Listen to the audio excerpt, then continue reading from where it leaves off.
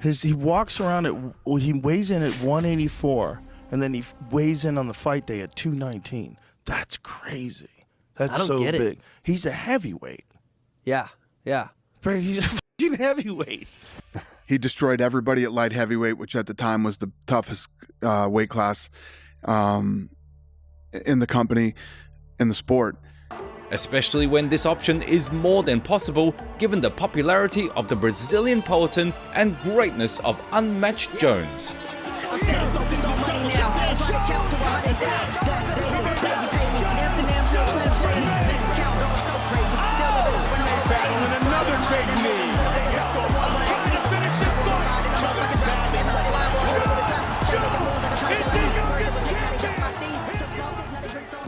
Jon Jones versus Alex Pereira is a fantasy, a fight that exists only in online debates and social media callouts, a clash of timelines and weight classes that should never happen. But what if the two most terrifying ascents in UFC history are on a collision course that not even contracts or weight divisions can stop? This isn't just about another super fight. This is about the story of two men who were never supposed to be here. One who escaped a life of alcoholism to become a two-division champion in record time, and another who was destined for the pulpit but instead became the most dominant and controversial fighter of all time. By the end of this, you will understand the parallel, improbable journeys that make this fantasy fight the most logical and explosive conclusion to the debate over who is the true GOAT of combat sports. The story of the future two-division UFC champion begins not in a gym but in the favelas of Sao Paulo, Brazil. Born July 7th, 1987, Alex Pereira's origin was so modest that a future in sports wasn't even a distant dream. Life was a game of survival. Dropping out of school at 12 to work in a tire shop, he was immersed in an environment that taught him a difficult trade but also led him down a dark path. Surrounded by older colleagues, he picked up the habit of drinking daily, and by 16, he was a full-blown alcoholic. The alcohol fueled a temper that often led to brawls. Yet, in those street fights, Pereira discovered an instinct and a natural power that he consistently used to come out on top. This realization was the spark. At 21, fighting became his way out. He turned to kickboxing, and his raw natural talent was undeniable. In just a few years, he was dominating competitions, quickly climbing the ladder with a combination of tactical mastery and devastating physical power. It was this power that earned him the nickname Poatan, meaning hands of stone. His fame was cemented in the Glory Kickboxing organization, where he became the first fighter in history to hold both the middleweight and light heavyweight title.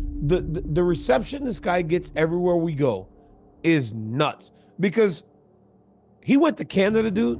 There had to be 10,000 people in that mall to see him sign some autographs. Everywhere he goes, people are just drawn to him. And I believe that part of that intrigue is the fact that we still don't know him. Generally, we get to know guys before they become champions, right? Yes. It felt like you knew Max Holloway because he was around so long before he got to the belt. Leon Edwards and all those other guys, you feel like you know him.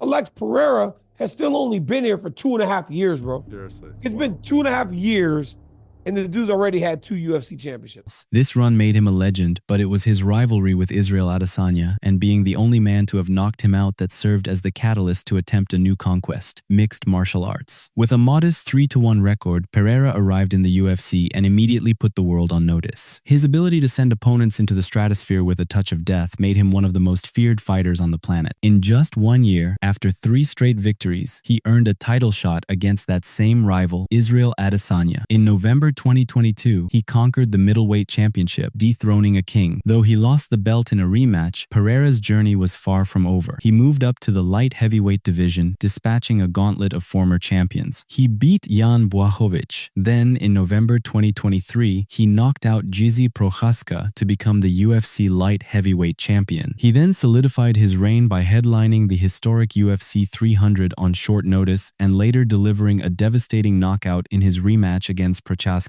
Now, Alex Pereira stands at the very top of the MMA world. His future opponent, at least in our fantasies, was born in the same month and year on July 19th, 1987. But his world was entirely different. Raised in a religious family with a priest for a father, Jon Jones was pushed toward the church, but his stubborn nature saw a future in sports instead. He first pursued football, where his skinny build earned him the nickname Bones, but his true calling was Greco-Roman wrestling. Jones was agile agile, elusive, and preternaturally gifted, becoming one of the best high school wrestlers in the state. He enrolled in college with dreams of becoming a police officer, but life intervened. When his wife became pregnant, Jones made the decision to provide for his family, and he saw his future in the world of mixed martial arts. With just a few months of training in his garage, armed with books and early video tutorials, Jones made his professional debut on April 12, 2008. This date marked a point of no return for the entire sport. Between April and July, Bones earned 6 stoppage victories in just 4 months, securing a ticket to the UFC. Evolving before our very eyes, a young Jon Jones, barely 20 years old, dismantled every opponent with an unorthodox and masterful technique. Highlight after highlight followed, and the public's fascination with this prodigy grew. By March of 2011, on just 1 month's notice, the UFC gave him a title shot. He faced Mauricio Shogun Rua and won by TKO, becoming the youngest champion in the history of the promotion. From there, Jones began to solidify his legacy. He defended his belt with a consistency and dominance that was truly magical, crushing the best fighters of a generation. However, this historic run was shadowed by subsequent scandals. Between 2015 and 2018, legal issues and suspensions added controversy to his name. Yet, he always returned, reclaiming his status and continuing to clean out the division until February 2020. Having achieved the status of the greatest fighter of all time, he could have stopped, but Jones wanted more. He took a 3-year break, preparing his body to move up to the heavyweight division. On March 4th, 2023, he made his return, sensationally submitting the formidable Cyril Gane in just 2 minutes to become the undisputed UFC heavyweight champion. And that brings us to now, 2 undisputed champions, reigning atop 2 different divisions. The hype is no longer just a fantasy. It's a potential battle for the ages, a rivalry that could match the biggest in the sport's history. Such a turn of events is more than possible. If Jon Jones defeats Stipe Miocic and Alex Pereira is waiting, there is little that could stop this matchup from becoming a reality. The unstoppable force meeting the immovable object. The only question left would be, who is truly the greatest of all time?